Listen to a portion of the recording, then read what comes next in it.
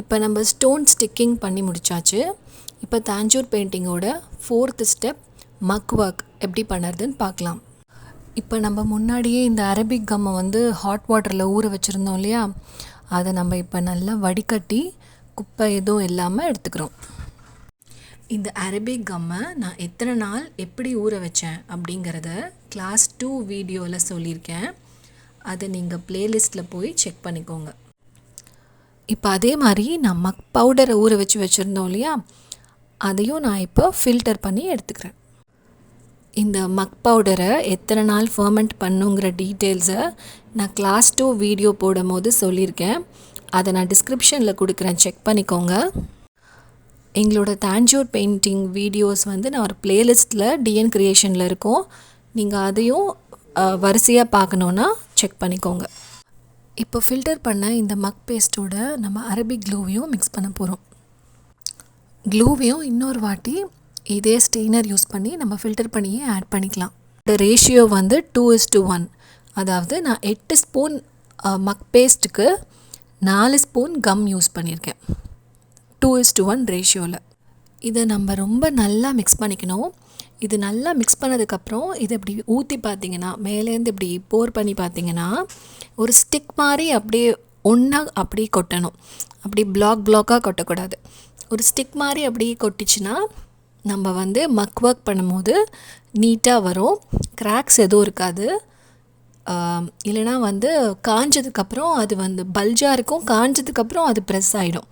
So இதெல்லாம் ஆகக்கூடாதுன்னா இந்த consistency ரொம்ப முக்கியம். இப்போ நான் டெஸ்ட் பண்ணுறதுக்காக அந்த மூடியில் போர் பண்ணி வச்சுருந்தது நல்லா ட்ரை ஆனதுக்கப்புறமும் அப்படியே இருக்குது. இப்போ இந்த மாதிரி ஒரு பெயிண்ட் ப்ரஷ் எடுத்துக்கோங்க. இதை யூஸ் பண்ணி நம்மளோட ஸ்டோன்ஸ் எல்லாம் நல்லா கவர் பண்ண போகிறோம். ரொம்ப டாப்பில் வந்து கவர் பண்ணணுன்னு அவசியம் இல்லை. சுற்றி ஸ்டோனை சுற்றி நல்லா இந்த மக் ஒர்க் பண்ணணும்.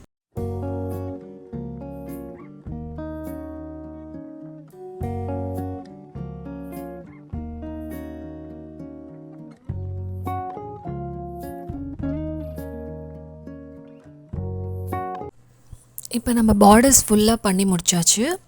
இப்போ உள்ளே இருக்கிற ஸ்டோன்ஸ்க்கெலாம் எப்படி மக் ஒர்க் பண்ணுறதுன்னு பார்க்கலாம். மோஸ்ட்டாக நம்ம உள்ளே இருக்க ஸ்டோன்ஸ் எல்லாத்தையும் கம்ப்ளீட்டாக கவர் பண்ணுற மாதிரியே நம்ம மக் ஒர்க் பண்ணிக்கலாம். இந்த மாதிரி நம்ம பண்ணும்போது கொஞ்சம் அந்த லைனை தாண்டி அந்த மக் பேஸ்ட் வந்துருச்சுன்னா ஒரு வெறும் ப்ரஷ்ஷில் நீங்கள் கொஞ்சம் தண்ணி டச் பண்ணி அதை வந்து ரிமூவ் பண்ணிக்கோங்க. அந்த பார்டர் நம்ம வரைஞ்ச அந்த லைனை தாண்டி மக் ஒர்க் போகாமல் நீட்டாக பண்ணுங்கள்.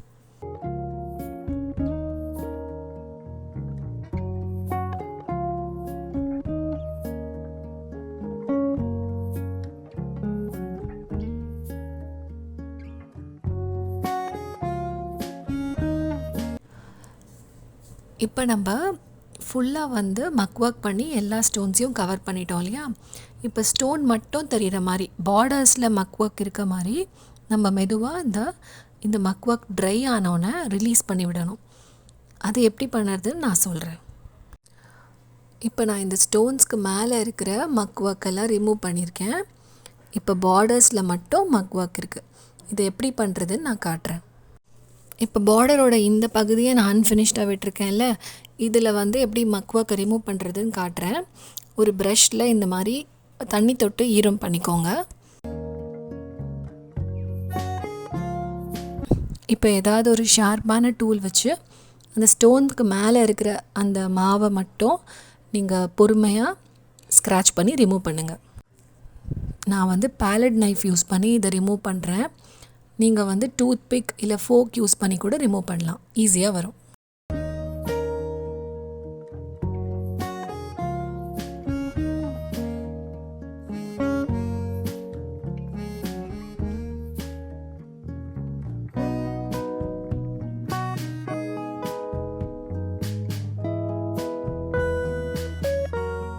அதுக்கப்புறம் இந்த எக்ஸஸ் மாவெல்லாம் நீங்கள் துணி வச்சு தொடச்சி எடுத்துருங்க. இப்போ ஸ்டோன்ஸ் வந்து நல்லா பளிச்சுன்னு பதிச்ச மாதிரி தெரியும், ஒட்டின மாதிரி தெரியாது. இப்போ இதே டெக்னிக் யூஸ் பண்ணி உள்ளே இருக்கிற மற்ற எல்லா ஸ்டோன்ஸையும் ரிலீஸ் பண்ணி விடுங்க. இப்போ நம்ம பேஸ் மக் ஒர்க் முடிச்சிட்டோம். இதுக்கப்புறம் டிசைன்ஸ் பண்ணுறதுக்கு திக்கான மக் ஒர்க் யூஸ் பண்ணுவோம். அது எப்படி பண்ணுறதுன்னு நான் அடுத்த வீடியோவில் சொல்கிறேன். அந்த டிசைன் மக் ஒர்க் முடித்ததுக்கப்புறம் தான் நம்ம கோல்டு ஃபாயில் ஒட்டுவோம். ஸோ என்னோடய நெக்ஸ்ட் வீடியோவுக்கு வெயிட் பண்ணுங்கள். தேங்க்யூ.